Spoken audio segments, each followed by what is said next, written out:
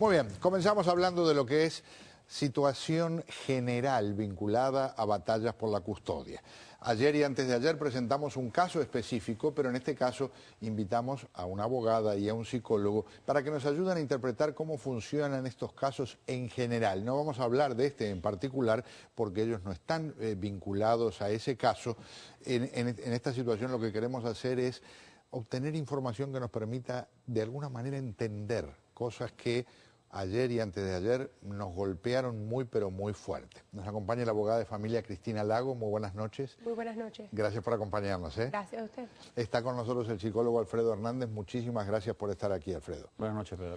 Empiezo con los ángulos legales. Estamos hablando en este caso de una situación en la que separan niños. Queda una niña de un lado, por ejemplo, y niños del otro. En general, ¿las cortes no buscan que la familia y sobre todo los niños queden unidos? En general, eso es lo que las cortes desean, que las familias estén unidas, pero hay casos especiales. Aquí en el estado de la Florida, papás tienen muchos derechos y obviamente en este caso yo no sé los datos exactos, pero por alguna razón el juez pensaba que quizás era lo mejor separar a los niños. En realidad es importante que los hermanos y las hermanas estén juntos, pero de lo que yo he oído del caso y casos similares, a veces los jueces pueden pensar que hay algún tipo de alienación y que hay una influencia, si no es porque una de las hermanas tiene más edad y puede influenciar a las pequeñas en contra del padre. O sea, hay muchos factores. Desde el ángulo psicológico, ¿cómo se trabaja en general en casos de este tipo? Sí, primero que nada, qué triste que suceda algo como esto, y sucede más común de lo que uno se imagina. Aquí el punto de vista psicológico más importante es ver quiénes son las personas más vulnerables. Aquí estamos hablando de los niños, y siempre hay que ver esto desde el punto de vista de los niños que no tienen las herramientas para tramitar las emociones de un divorcio, de una separación. Y lo más común que sucede es cuando papá y mamá se están separando, empiezan a sacar todos los trapos sucios, todas las cosas que han sucedido, y empiezan con frecuencia a utilizar a los niños como si fueran piezas de ajedrez.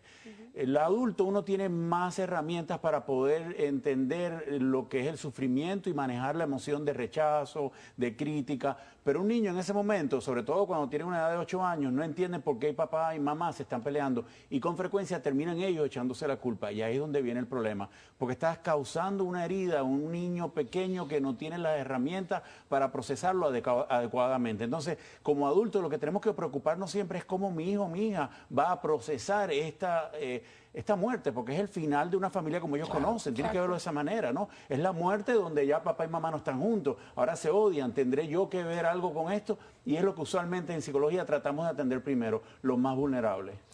Cuando hablamos de los procesos en general de los casos de custodia, por supuesto ven todo ustedes en las cortes y me imagino que tiene que ser muy difícil no mezclar el sentimiento personal con lo que es profesional. Pero cuando hay, por ejemplo, denuncias de amenazas de muerte, cuando hay participación de la policía, ¿cómo se evalúa eso en la corte? Bueno, la corte considera esas amenazas y esos tipos de cosas muy seriamente. Pero ¿qué es lo que pasa?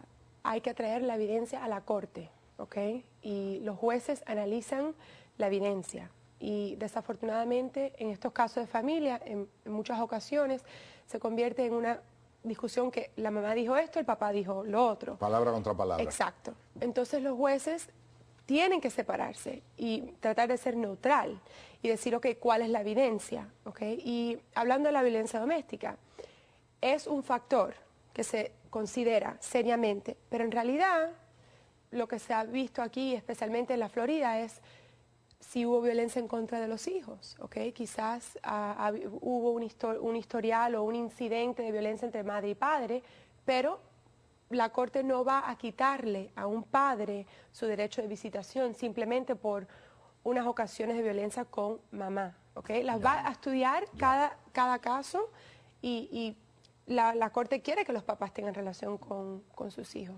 Y en caso de, Pedro, en caso de violencia doméstica no tenemos que pensar solamente en la violencia física, está la violencia verbal, la violencia psicológica o la agresión emocional también, que es lo que sucede en muchas ocasiones, donde esto se trata de control. Usualmente la persona que es el violento es el controlador, casi siempre te aísla de las personas con quien tú estás siempre controlando con quién habla, te controla el dinero, entonces se trata de control casi siempre. Este es el tipo de persona que tú ves que te están gritando y están muy agitados y tocan a la puerta y de momento se calman. O contesta el teléfono, es diferente, no es un problema de manejo de la violencia doméstica es muy diferente en este caso y también causa una herida, no solamente en el compañero o compañera, pero también en los niños.